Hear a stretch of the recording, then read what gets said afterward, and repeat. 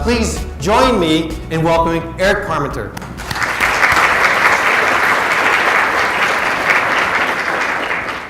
I'm glad we did the polling questions because that last question, your biggest challenge to communication and technology is getting people to engage. And I think that's what we'll focus on this morning. So by show of hands, how many people here in the audience would like to change some behaviors of people that you work with or people in your benefit plans? Show of hands. The problem with doing so, though, is all the noise that we deal with in today's society, the backdrop of a frenetic pace of life. As technology has increased with all of its benefits, the distraction level has increased as well. And stress is at an all-time high. Has debt gone up or gone down over the last 10 years for most folks in Canada and America? What about emails and tweets and pings that come into your phone? And as valuable as these tools are, they can also be great distractors. I like the Pokemon reference, talking about distraction, people walking around not looking where they're going. What about clutter? Have we had an increase or decrease in clutter in our lives? How about inactivity? An increase in inactivity or a decrease in inactivity? What about worry or food portions? And last but not least, what about our calendars? Has the number of commitments and obligations gone up or gone down on our calendars? So this is the backdrop against which we're asking people to make good decisions about their health, about their well-being, about their benefit plans, and yet we're competing with increase in distractions and noise of every kind. In fact, let's take food portions just as an example. 20 years ago, the food portions in most restaurants were a fraction of the size that they are now. As you can see, a plate of spaghetti and meatballs 20 years ago was about 500 calories. Today it's over 1,000. And this is true in just about every food category.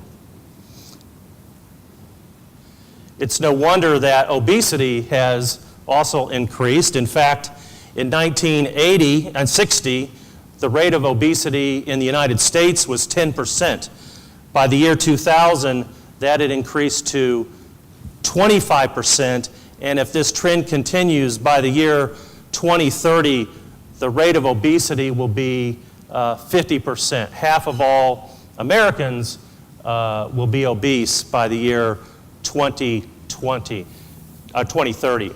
Now, I'm not sure what it's like in Canada, perhaps not as bad, but for those Canadians, is this trend happening there too? Okay. What about the increase of technology? It has been exponential. It's said that every 5 years, the speed and capability of technology doubles. And this is a tremendous advancement in our computing speed and how we use technology. We have more computing power now in our smartphones than we did on our big clunky computers not so long ago. And while this is, again, a tremendous asset to all of us in terms of what we can do with technology, it also increases the level of expectation that is placed upon us in terms of immediately being able to respond to requests. And yet, ironically, even though technology has increased at such a rapid rate, if you look at the use of technology, we now have it all contained within our hand, within our pocket or our purse. I like the analogy of the Swiss Army phone, which is like the Swiss Army knife of 50 years ago. That was our multi-purpose tool. If you were stranded on a desert island and could only have one thing, you might want a Swiss Army knife. Well, now we probably would rather have our Swiss Army phone, but the battery will run dead, so that may not do any good after a while. The word joy, if you look in literature and the use of the word joy, if you just Google the word joy, it will actually track the use of that word in literature, and the word joy has steadily declined over the years. Back in the 1800s, it was used much more than it is today. So technology has increased, stress has increased, debt has increased, food portions have increased, the number of commitments on our calendar have increased, and yet the word joy has decreased. Now, I realize it may not be a statistical correlation that joy goes down and technology goes up. It could be a coincidence, perhaps, but I think it's a little bit more than that. So we need to stop. The purpose of this talk is to get into some of the behavioral science principles of behavior change and how we can use that in a group setting. We're also driven by this idea of bounded rationality, which is that we're only rational to a point, and then we have to rely on context and cues and habits to get us beyond the things that we can't quite comprehend because we don't have the time or we don't have the concentration to sit down and figure it out. It's not that most people are stupid. In fact, while there are notable exceptions, that's not often the case. It's that we have too many decisions to make, so we have to rely on clues.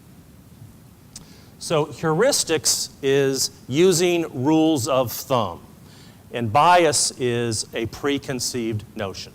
Now, bias can be, very negative, or bias can just be simply the preconceived notions that we operate with every day. Let's make this personal, though. We can talk about our organizations, we can talk about behavior change in the corporate world or the benefit world, but let's talk about how to make this personal. Let's say it's just the two of us in this room together having a personal discussion. So the purpose of behavioral science at the ultimate outcome is to design the context so that our heuristics will nudge us to make better decisions, to develop new habits that eventually create intrinsic motivation, which is your why. Intrinsic motivation is the goal. We can talk about how, we can talk about what, but the real essential ingredient here is why. What is your purpose?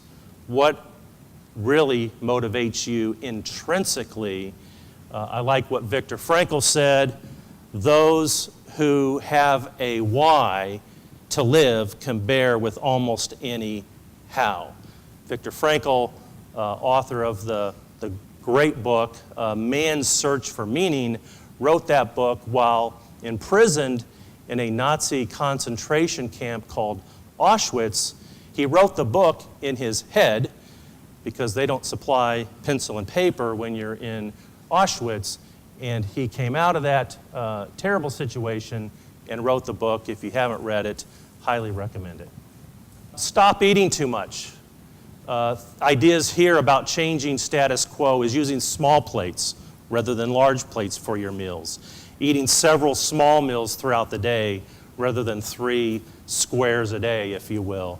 Defaulting to foods that provide energy and increase your circadian rhythms throughout the day by having several small meals.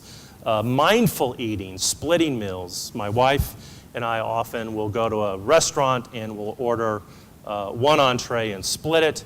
That's kind of our default. Stop sitting too much.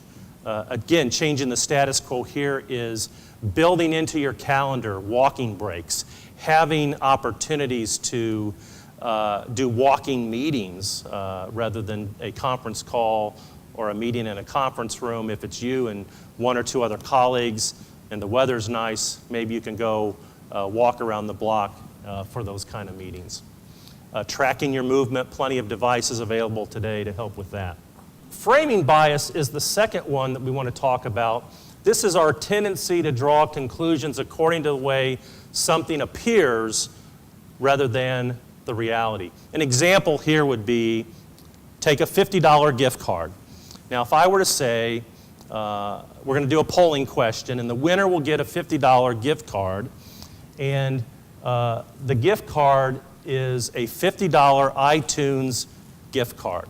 Now, by show of hands, is that a pretty good gift for winning the polling question? If you think that's a good gift, raise your hands. Okay, vast majority of gifts. The next question is mainly for the ladies in the audience. If the prize were a $50 gift card to Tiffany & Company, by show of hands, is that a pretty good gift? I didn't see. I saw kind of a half hand go up. If you're an economist, if you're an econ, those are the exact same gift. Are those the exact same gift? They're both worth $50. Aren't they exactly the same? Why aren't they the same? Because you can't buy anything for $50 at Tiffany's. By the way, over on Burberry Street, if you walk down to the public gardens, there's a Tiffany there, and you can go in and see what you can get for $50. There's also an Apple store across the street, and you can see what you can buy 50 songs on your Apple gift card. Clutter in your life and your worst habit. Here are some examples of changing the frame that will get at these behaviors. First of all, with respect to clutter, if you're surrounded by clutter and you're distracted by clutter, maybe it's time to do a little house cleaning and only display those objects that bring you joy. If there's something that's just hanging around on your desk or at home, doesn't have any particular joy enhancing value, get rid of it. Put all your clothes in a pile in the middle of your bed or room and go through them one by one, and if that item doesn't bring you joy, donate it. It might not fit right, you might not like the way it looks. Good way to get rid of the clutter. If you haven't used it in a year or more, give it away. Only buy things of value. That doesn't necessarily mean expensive things, but things that have some value. In terms of stopping your worst habit, as we talked about before, rearrange your pantry and your fridge is an example. Put at eye level the healthy foods. Take the cookies, stick them in the freezer. So if you are having that impulse for sugar, you have to at least thaw it out before you can consume it. Make it a little bit harder for yourself by changing the frame. Clean out your pantry of unhealthy stuff. Put the healthy stuff at eye level. By the way, this is how grocery store marketers work every day. They put things they want you to buy, healthy or unhealthy, at eye level. They put the other stuff that has lower margin, they tuck it away on the lower shelves. Stop buying things of low value. The example here is you could spend $75 on a low quality pair of shoes or $300 on a high quality pair of shoes. You could spend money on a cheap suit or spend a little bit more on a high quality suit, and because the shoes will break down and the suit will rip out, over a 10-year period of time you'll actually spend less money, according to GQ magazine, on higher quality clothes. So would you rather look and feel great for $120 per year or look and feel shabby at a cost of $187? Again, it's changing the frame, changing the context. So how can we stop multitasking like the Go Pokemon kids that are walking around with their heads in their apps, not paying any attention? How can we reduce our choices? Our brains are not wired, by the way, for multitasking. They're just not built that way. Use the rule of two. The rule of two says don't do more than two things at any one time. And if you really need to concentrate, only do one. Use the acronym OHIO, which is only handle it once. If an email comes in, either respond, delete, file it, or leave it alone, as opposed to reading it, going back and reading it, leaving it in your inbox, handling it multiple times. If you use the rule of Ohio, it will increase it will reduce your multitasking and increase your effectiveness. Stop overloading your schedule. Build in margin. When you look at a book, it has margin around the text. We need margin in our lives. The great book Margin, written by Dr. Richard Swenson, talks about how to build in space and time into our calendars, into our lives, which means we have to put on our calendar the things that we value. If you value spending time with a friend, put it on the calendar. If you want to have a walking break, put it on the calendar. If you need time to prepare for a meeting, put the preparation time on the calendar, not just the meeting itself. Stop working on low priorities. When Andrew Carnegie, the richest man in the world in the late 1800s, hired an efficiency expert to help him become more effective, the efficiency expert said, I'm going to follow you around for 2 weeks, and then I'm going to give you my report on how to be more effective and efficient with your time. And after 2 weeks, the report was this. Every night, make a list of all the things you want to do the next day, and then reorder them in the order of priority. Number 1 priority first on the list, then number 2 priority on down the line. And then the next day, start working on your number 1 priority, and don't go to number 2 until you're either finished with number 1, or you can take it as far as you can, and then you're waiting on someone else and you have to go to number 2, and then do the same for 2 and 3 and so forth. And if you only do one thing in a day, but it's your number 1 priority, you will be super effective. We remember, this is to your question, Andy, our remembering self, according to Kahneman, is very different than our experiencing self. We tend to remember things that are more recent, and we tend to remember the peaks rather than the valleys. Stop claiming your baggage. This really gets at our past. We all have things in our past, perhaps some things we regret. If we could do it all over again, which we can't, we would do it differently. This is just saying leave that stuff in the past. Replace bad memories with new, positive peak memories, because our brain remembers peak memories and more recent memories much better than the old ones. In fact, Frank Lloyd Wright, the great architect, had a custom Lincoln Continental designed that looked like this, that had no rear window because he never looked back. We're all beautiful starlings. We're all individuals. We all have tremendous value to bring to our work, to our families, and to our world. Remember, Viktor Frankl said, when we no longer are able to change a situation, we are challenged to change ourselves. Mark Twain said, the 2 most important days in our life are the day you are born and the day you find out why. These are starlings, just like the picture I just showed. These are starlings flying together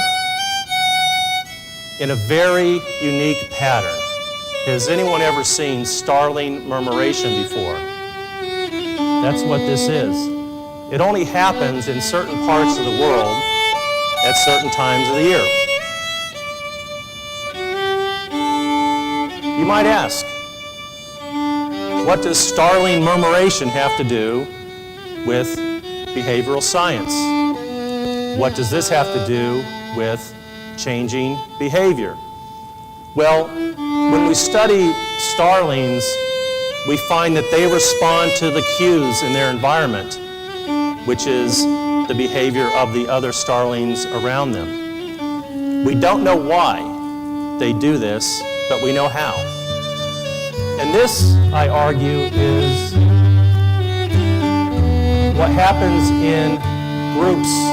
When groups of people start to change their own behavior in response to the cues around them, then they collectively can make dramatic and impressive changes to an organization, perhaps even to a society. When you think about individual behavior, take the example of Wilt Chamberlain. He could have easily thrown all the rest of his free throw shots underhanded and made even more points than he did. But he did not want to respond to information. He didn't want to respond to the facts. In fact, he responded more to the context. And the context was, no one shoots a free throw underhanded. So if we want to change behavior, we can create pretty glossy material, and I think we should. We can create wonderful, motivating videos, and that's a good idea, particularly if they're short and at the end. Or we can change the context. We can think about how decisions are framed. We can think about the status quo. And is the status quo positioned correctly to the decisions we want people to make? If we want to nudge individuals to make better decisions, it comes down to thinking about heuristics. What are the rules of thumb and biases? People rely on clues. They rely on context. They rely on what their neighbor does to help them make a decision on what they should do. And if we can change that context in such a way that behavior then follows the context, the cues that we've set up to nudge people in the direction of making better decisions, perhaps we'll end up with a beautiful outcome. So with that, I'd like to thank you all for your kind participation and the great questions, and we will open it up for more. Thank you very much. Thank you, Eric.